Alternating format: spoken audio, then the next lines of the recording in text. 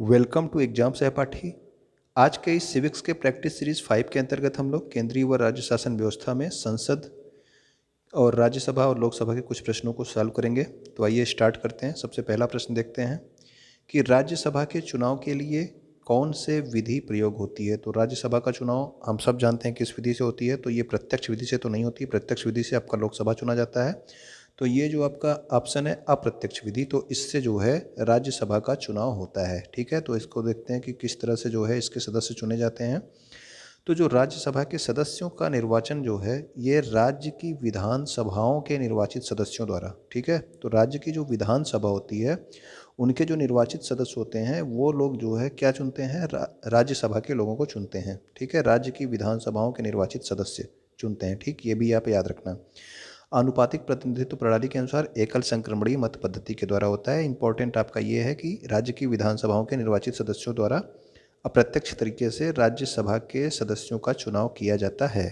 ठीक, अगला है लोकसभा के अध्यक्ष का निर्वाचन करते हैं। तो लोकसभा के अध्यक्ष का निर्वाचन कौन करता है? तो वो विधानसभा के सदस्य करते हैं, लोकसभा के सदस्य करते हैं, राज्यसभा के सदस्य करते हैं या फिर मंत्रिपरिषद के सदस्य करते हैं। तो जो लोकसभा का अध्यक्ष होता है तो अध्यक्ष का जो निर्वाचन होता है वो लोकसभा के सदस्य अपने में से ही एक को क्या करते हैं, लोकसभा का अध्यक्ष चुनते हैं। ठीक है ना। अब देखिए अनुच्छेद 93 के अनुसार जो है लोकसभा अध्यक्ष का जो है प्रावधान है। तो लोकसभा अपने सदस्यों में से ही एक अध्यक्ष का चुनाव करती है। ठीक है, अनुच्छेद 93 के अनुसार। तो अगला क्वेश्चन देखते हैं। और लोकसभा के प्रथम अध्यक्ष, ये भी एक क्वेश्चन पूछा जाता है कि लोकसभा के प्रथम अध्यक्ष कौन थे। तो प्रथम अध्यक्ष लोकसभा के थे जीवी मावलंकर। ठीक है, तो आप लोग कमेंट करके क्या बताएंगे, आप लोग कमेंट करके वर्तमान में लोकसभा अध्यक्ष कौन है वो बताएंगे। ठीक, तो वर्तमान में कौन है ये आप कमेंट करके बताइएगा। प्रथम लोकसभा अध्यक्ष जीवी मावलंकर थे।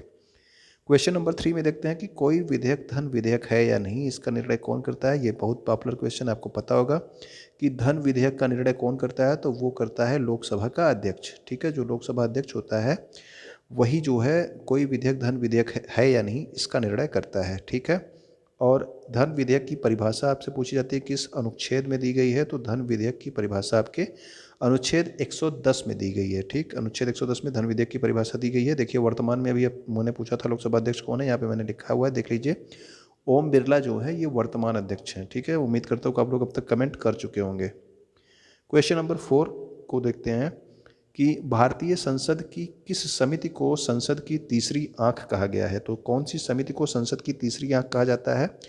तो जो समिति जो है संसद के व्ययों पे नियंत्रण रखती है उसी को जो है संसद की तीसरी आंख कहा जाता है। तो ये आपकी कौन सी समिति है, वो है आपकी लोक लेखा समिति।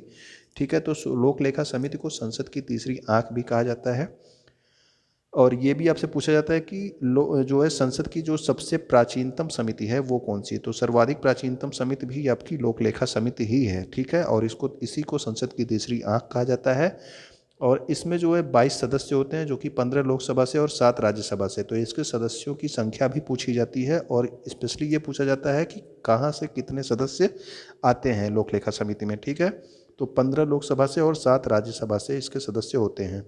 अब आपको एक क्वेश्चन बताना है कि लोक लेखा समिति का अध्यक्ष कौन होता है। ठीक, तो ये वाला क्वेश्चन थोड़ा सा इंपॉर्टेंट क्वेश्चन है। आप लोगों में कुछ लोगों को पता होगा, कुछ को नहीं पता होगा। जिसको नहीं पता होगा वो कमेंट में जाके देख लीजिएगा, कोई ना कोई सही आंसर जरूर देगा। ठीक है, अब देखिए क्वेश्चन नंबर 5 के बारे में।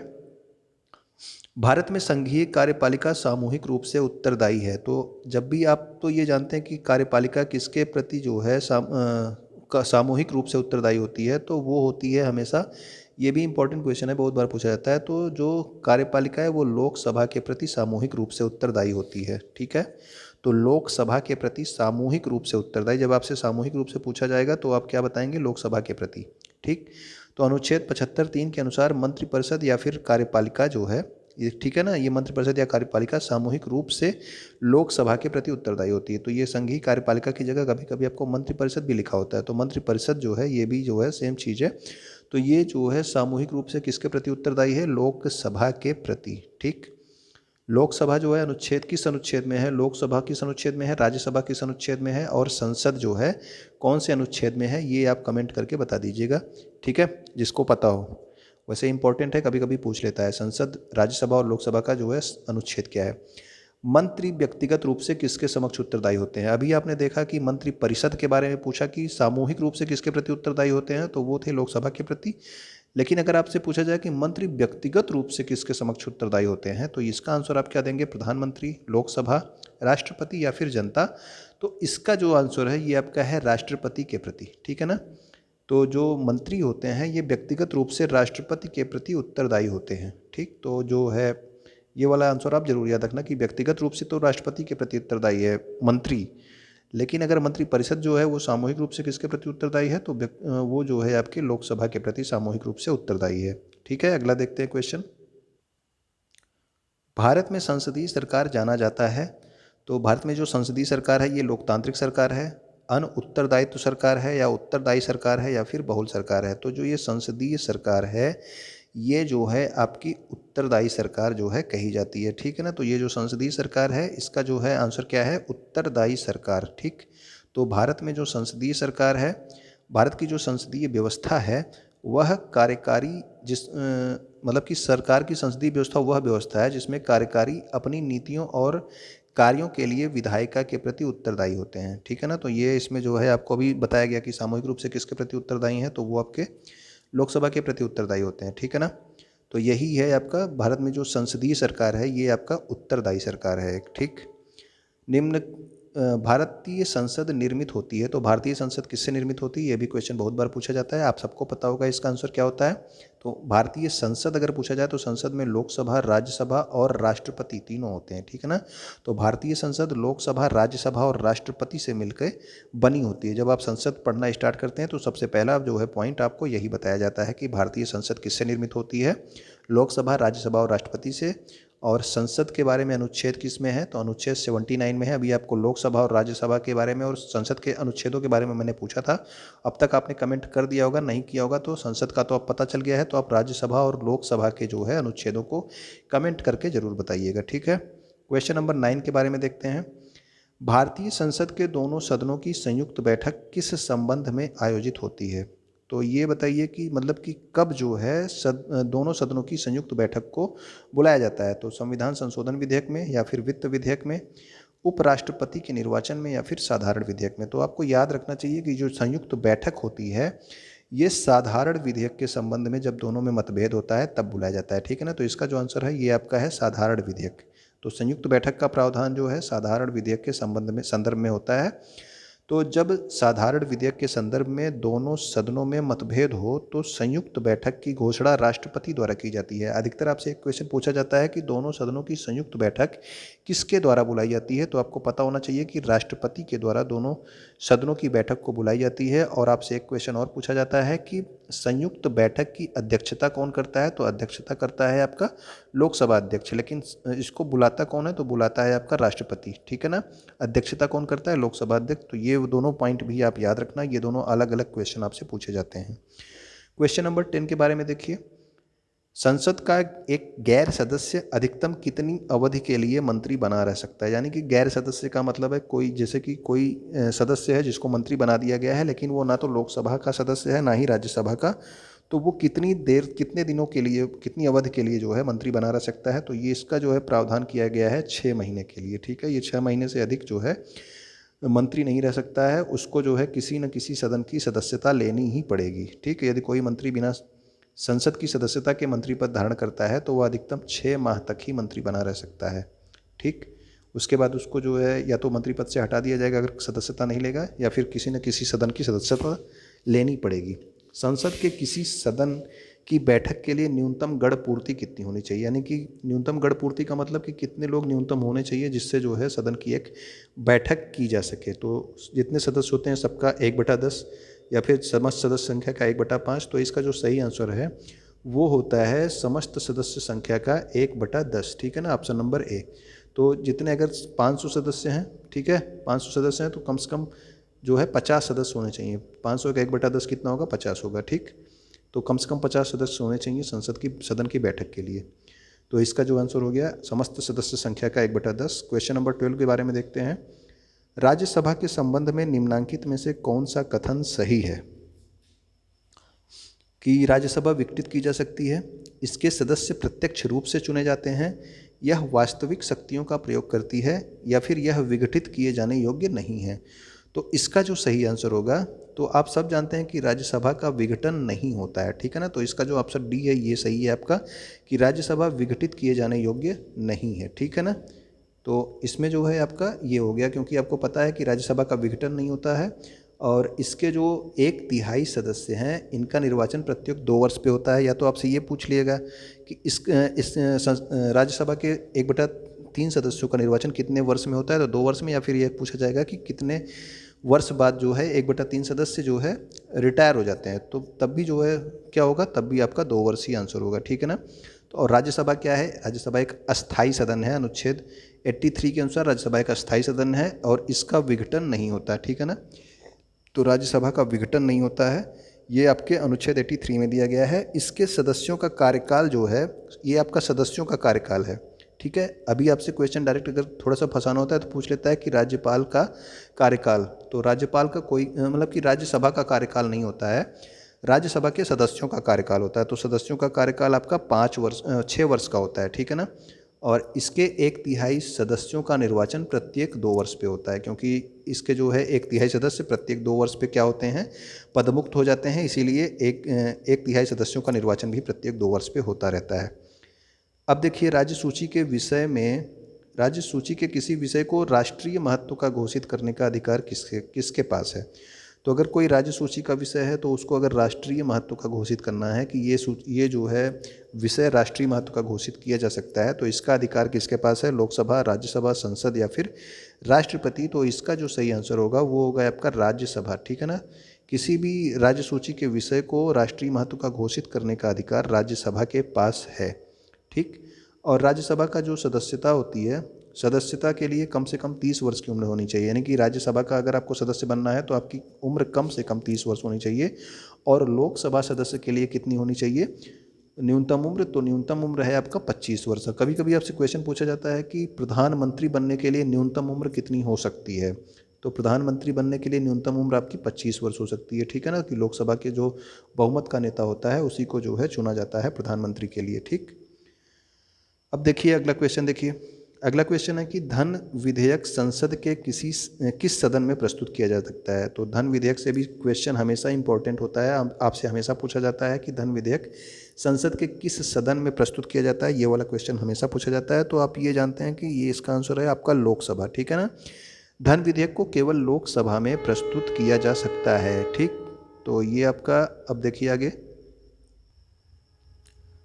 धन विधेयक जो है संसद के लोकसभा में प्रस्तुत किया जाता है, उसके बाद लोकसभा में पारित होने के बाद राज्यसभा में इसको भेजा जाता है, ठीक है ना, सुझाव और सिफारिशों के लिए। तो राज्यसभा में भेजे जाने के बाद जो राज्यसभा है इसको केवल 14 दिनों तक अपने पास रख सकती है, ठीक है ना। तो ये भी आप याद रखना कि केवल 14 दिनों तक राज्यसभा धन विधेयक को अपने पास रख सकती है, उसके बाद उसे वापस करना होगा लोकसभा को, ठीक है ना। तो और धन विधेयक केवल कहाँ प्रस्तुत किया जाता है, केवल जो है लोकसभा में प्रस्तुत किया जाता है। क्वेश्चन नंबर 15 को देखते हैं, मंत्रिमंडल का प्रमुख कौन होता है। इंपॉर्टेंट क्वेश्चन है, वैसे आप सभी को इसका आंसर पता है। तो मंत्रिमंडल का जो प्रमुख होता है वो होता है आपका प्रधानमंत्री, ठीक है ना। तो मंत्रिमंडल का प्रमुख कौन हो गया, तो मंत्रिमंडल का प्रमुख हो गया प्रधानमंत्री। और प्रधानमंत्री का जो है अनुच्छेद कौन सा है, तो अनुच्छेद 74 है, ये आप याद रखना। अनुच्छेद 74 में प्रधानमंत्री के लिए बताया गया है। अनुच्छेद 74 के अनुसार राष्ट्रपति को सलाह एवं सहायता देने के लिए एक मंत्रिपरिषद होगी, और जिसका प्रमुख कौन होगा, तो उसका प्रमुख होगा प्रधानमंत्री, ठीक है ना।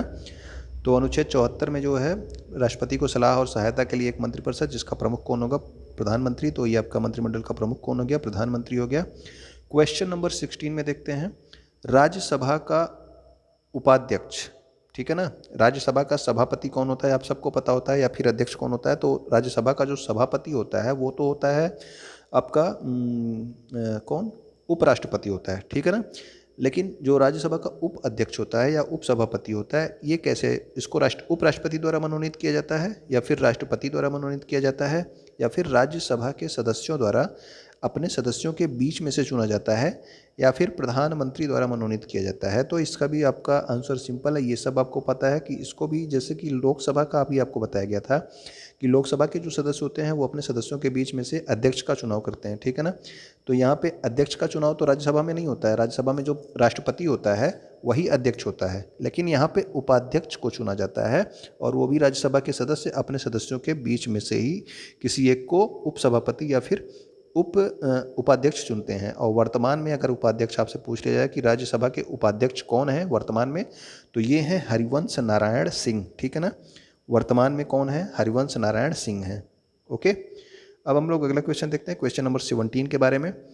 संसद की बैठक एक साल में कम से कम कितनी बार होनी चाहिए? तो संसद की बैठक एक साल में जो है, आप सब जानते हैं कि संसद की 2 बैठकों के बीच में 6 माह से ज़्यादा का अंतर नहीं होना चाहिए। एक क्वेश्चन तो ये पूछा जाता है, जब 6 माह से ज़्यादा अंतर नहीं होगा तो आपका जो है बैठक कितनी बार होगी? बैठक होगी 2 बार, ठीक है ना।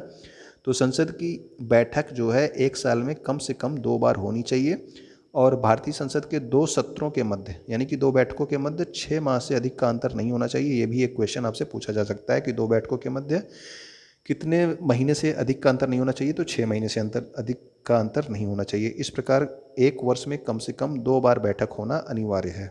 ओके, तो ये वाला क्वेश्चन क्लियर हो गया होगा आपको, ठीक है। इसमें 2 क्वेश्चन पूछे जाते हैं, एक तो इनके बीच का अंतर पूछा जाता है कि कितना अंतर होना चाहिए, तो 6 माह से अधिक का अंतर नहीं होना चाहिए, और कितनी बार बैठक होती है? 2 बार बैठक। संसद की कार्यवाही में शून्यकाल का क्या अर्थ है? तो शून्यकाल क्या होता है, ये आपसे हमेशा पूछा जाता है शून्यकाल के बारे में। तो जो प्रश्नकाल के बाद का 1 घंटा होता है, यानी कि प्रश्नकाल के बाद का जो है 1 घंटा जो होता है, जिसमें कोई कार्य सूची निश्चित नहीं होती है, वही आपका शून्यकाल कहा जाता है, ठीक है ना। तो प्रश्नकाल के बाद में जो है ये शून्यकाल आता है, ये भी आप याद रखना, ठीक। तो प्रश्नकाल के बाद में ये शून्यकाल जो है स्टार्ट होता है, और प्रश्नकाल के बाद का 1 घंटा उसमें कोई कार्य सूची निश्चित नहीं रहती है। संसदीय व्यवस्था में 0 आवर या शून्यकाल, देखिए शून्यकाल को 0 आवर भी कहा जाता है, तो ये 0 आवर या शून्यकाल किस देश की देन है? ये भी एक बार क्वेश्चन आपसे पूछा गया है, तो ये भारत देश की देन है, ठीक है ना। ये किसी और देश के संविधान में ये चीज़ नहीं है, और भारत के संविधान में कहीं नहीं लिखा है ये चीज़, ठीक है। लेकिन ये जो है 0 आवर किस देश की देन है? तो ये आपके भारत देश की देन है, ठीक है ना। तो अगर आपसे पूछा जाए कि 0 आवर का संविधान में उल्लेख है, तो नहीं, ये कोई उल्लेख नहीं है, 0 आवर या फिर शून्यकाल का संविधान में कोई उल्लेख नहीं है। लोकसभा अध्यक्ष अपना इस्तीफा किसको संबोधित करके देता है? तो लोकसभा अध्यक्ष जो है अपना इस्तीफा लोकसभा उपाध्यक्ष को देता है, ठीक है ना, और लोकसभा उपाध्यक्ष अपना इस्तीफा लोकसभा अध्यक्ष को देता है। तो लोकसभा उपाध्यक्ष को देता है। वर्तमान या 17वीं लोकसभा का प्रथम सत्र कब स्टार्ट हुआ? तो ये 17 जून 2019 से प्रारंभ हुआ है, और लोकसभा के उपाध्यक्ष का पद वर्तमान में रिक्त है, यानी कि इस समय जो है कोई भी लोकसभा उपाध्यक्ष वर्तमान में नहीं है। मतलब ये 17वीं लोकसभा में कोई भी लोकसभा उपाध्यक्ष नहीं है।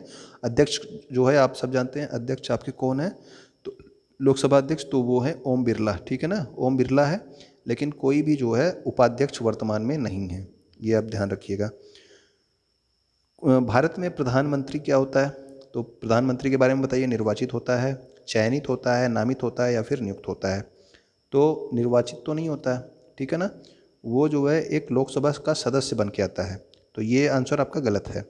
तो भारत में जो प्रधानमंत्री होता है वो नियुक्त होता है, ठीक है ना, और इसकी नियुक्ति कौन करता है? तो नियुक्ति करता है कौन? वो करता है राष्ट्रपति। तो भारत में प्रधानमंत्री जो है वो नियुक्त होता है, ये आप याद रखना। अनुच्छेद 75 के अनुसार राष्ट्रपति जो है वो प्रधानमंत्री की नियुक्ति करेगा, ठीक है ना। तो राष्ट्रपति प्रधानमंत्री की नियुक्ति करेगा। प्रधानमंत्री हेतु न्यूनतम आयु 25 वर्ष है। प्रधानमंत्री के लिए न्यूनतम आयु आप जानते हैं 25 वर्ष है, लोकसभा के सदस्य के लिए 25 वर्ष होता है, और प्रधानमंत्री ही मंत्रिमंडल का नेता होता है। अभी आपसे एक क्वेश्चन ये भी पूछा जाता है कि मंत्रिमंडल का नेता कौन होता है, ठीक है ना, तो वो कौन होता है? वो भी प्रधानमंत्री होता है, और राष्ट्रपति जो है प्रधानमंत्री की नियुक्ति करता है। तो जब भी आपसे पूछा जाए कि भारत में प्रधानमंत्री, तो वो नियुक्त होता है, ठीक है ना, ये आप याद रखना। क्वेश्चन नंबर 21 की ओर आते हैं। भारतीय संसद की सबसे महत्वपूर्ण समिति कौन है? तो देखिए सबसे महत्वपूर्ण समिति आपकी लोकलेखा समिति है, ठीक है ना। तो लोकलेखा समिति के बारे में अभी आपको ऊपर भी बताया गया था कुछ, ठीक है। तो सबसे महत्वपूर्ण समिति जो है वो लोकलेखा समिति है। इसके सदस्यों के बारे में भी आप लोग पिछले वीडियोज़ में कमेंट कर चुके हैं, मुझे पता है इसके बारे में आपको अच्छे से पता है, ठीक है ना। लोक लेखा समिति लोक व्ययों पर नियंत्रण रखने वाली एक संसदीय समिति है और इस समिति का कार्यकाल कितने वर्ष का होता है? तो कार्यकाल होता है 1 वर्ष का। अगर अब तक आपने लोक लेखा समिति के अध्यक्ष किसको बनाया जाता है ये वाला कमेंट ना किया हो तो अभी भी आप कमेंट कर सकते हैं, ठीक है ना। लोक लेखा समिति का अध्यक्ष किसको बनाया जाता है ये आप कमेंट करके बताएंगे, ठीक। और लोक लेखा समिति का कार्यकाल कितना होता है? तो 1 वर्ष का होता है, ठीक है। लोक लेखा समिति अपना प्रतिवेदन किसको सौंपती है? ठीक है, लोक लेखा समिति से अधिकतर क्वेश्चन आते रहते हैं इसलिए मैंने इसको शामिल कर लिया है। लोक लेखा समिति अपना प्रतिवेदन किसको सौंपती है? राष्ट्रपति को, प्रधानमंत्री को, लोकसभा अध्यक्ष को या फिर वित्त मंत्री को। तो लोक लेखा समिति जो है लोकसभा की जो है एक समिति होती है, तो ये अपना जो प्रतिवेदन है किसको सौंपती है? ये सौंपती है लोकसभा अध्यक्ष को, ठीक है ना। तो ये वही आप याद रखना, लोक लेखा समिति अपना प्रतिवेदन लोकसभा के अध्यक्ष को प्रस्तुत करती है। क्वेश्चन नंबर 23 में आते हैं। भारत में केंद्र में पहली बार गैर कांग्रेसी सरकार का गठन कब हुआ था? तो ये भी क्वेश्चन जो है अधिकतर अलग अलग एग्जामों में कई बार पूछा गया है कि गैर कांग्रेसी सरकार का गठन कब हुआ था। तो ये होता है 1977 में, ठीक है ना।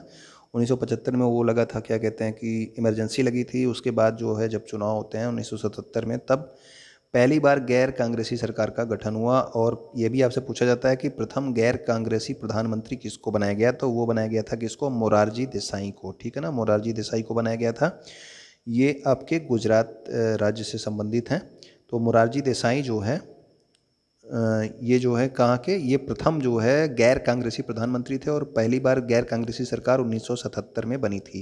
क्वेश्चन नंबर 24 की ओर देखते हैं। मंत्रिपरिषद के सदस्य के लिए किस सदन की सदस्यता प्राप्त करना आवश्यक है? तो यानी कि मंत्रिपरिषद का सदस्य बनने के लिए आपको किस सदन की सदस्यता जो है होनी आवश्यक है? राज्यसभा की या फिर लोकसभा की? तो ये आपका कोई भी जो है आप किसी भी संसद के किसी भी सदन के सदस्य हों, आप जो है मंत्रिपरिषद के सदस्य बन सकते हैं, ठीक है ना। ये जरूरी नहीं कि आप लोकसभा में हो तभी, राज्यसभा में ही हैं तब भी जो है आप मंत्रिपरिषद के सदस्य बन सकते हैं, ठीक है ना। तो अगला क्वेश्चन देखते हैं, क्वेश्चन नंबर 25 की ओर। केंद्रीय मंत्रिमंडल की बैठकों का एजेंडा कौन तय करता है? तो ये भी एक क्वेश्चन है। ये क्वेश्चन एक ही बार मुझे मिला और कहीं नहीं मिला, फिर भी मैंने इसको लिख दिया है क्योंकि ये आपके यूपी बोर्ड के जो है बुक्स में इसको अच्छे से बताया गया है।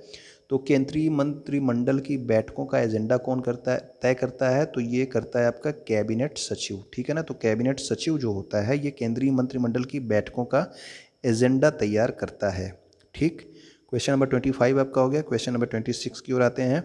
केंद्रीय मंत्रिपरिषद की अधिकतम संख्या कितनी हो सकती है? तो ये भी क्वेश्चन आपको पता होगा, श्योर है। तो जो मंत्रिपरिषद बनती है उसमें अधिकतम सदस्य संख्या कितनी होती है? तो लोकसभा की जो सदस्य संख्या होती है उसकी कुल संख्या का 15% जो होते हैं वो जो है मंत्रिपरिषद के सदस्य हो सकते हैं, ठीक है ना। तो लोकसभा की सदस्य संख्या का 15%, ठीक। तो 15% जो है मंत्री होते हैं, मंत्रिपरिषद के सदस्य होते हैं, ठीक है ना। ये वाला क्वेश्चन भी आपको क्लियर हो गया। क्वेश्चन नंबर 27 की ओर आते हैं कि राष्ट्रपति शासन के घोषणा को संसद द्वारा कितने समय में अनुमोदित किया जाना आवश्यक है? तो ये क्वेश्चन जो है कभी बार लोग कंफ्यूज कर देते हैं, तो इसको ध्यान से आप देखना कि अगर आपसे पूछा गया है कि संसद द्वारा कितने समय में अनुमोदित किया जाना आवश्यक है राष्ट्रपति शासन की घोषणा को, तो इसका जो आंसर होगा वो होगा आपका 2 माह, ठीक है ना। कई बार लोग हैं जो राष्ट्रपति शासन देखते ही जो है 6 माह लगाते हैं। तो आप पूरा क्वेश्चन पढ़िएगा, संसद द्वारा कितने समय में अनुमोदित किया जाना आवश्यक है। तो संसद द्वारा ये 2 माह में अनुमोदित किया जाना आवश्यक है, ठीक है ना। तो इसका आंसर ये हो गया 2 माह। अब आगे देखते हैं कि संसद द्वारा अनुमोदन के पश्चात, यानी कि 2 माह में जब आपका अनुमोदन मिल गया उसके पश्चात किसी राज्य में राष्ट्रपति शासन एक बार में कितने समय के लिए लागू होगा? तब ये आपका आंसर है, ये इसका आंसर है 6 माह, ठीक है ना। तो वो वाला अलग क्वेश्चन था, ये अलग क्वेश्चन है। ये दोनों आप ध्यान रखिएगा कि संसद द्वारा जब अनुमोदन के लिए जो है समय कितना है 2 माह का, फिर अगर आपको अनुमोदन मिल गया उसके पश्चात किसी राज्य में राष्ट्रपति शासन एक बार में कितने समय के लिए लागू होगा, तो ये इसका आंसर हो गया आपका 6 माह के लिए लागू होगा, ठीक है ना। अब अगला देखते हैं, अगला आपका प्रैक्टिस सीरीज 6 होगा, ठीक है ना। तो ये उम्मीद करता हूँ कि आज वाले वीडियोज़ में आपको सब चीज़ें समझ में आई होंगी। तो वीडियो देखने के लिए आपका बहुत बहुत धन्यवाद। आप इसको लाइक कर दीजिएगा और शेयर कर दीजिएगा अपने दोस्तों के पास जो भी तैयारी कर रहे हो किसी भी चीज़ की, क्योंकि ये सारे क्वेश्चन आप जानते हैं कि हर एग्ज़ाम्स में पूछे जाते हैं, ठीक है ना। तो वीडियो देखने के लिए आपका बहुत बहुत धन्यवाद।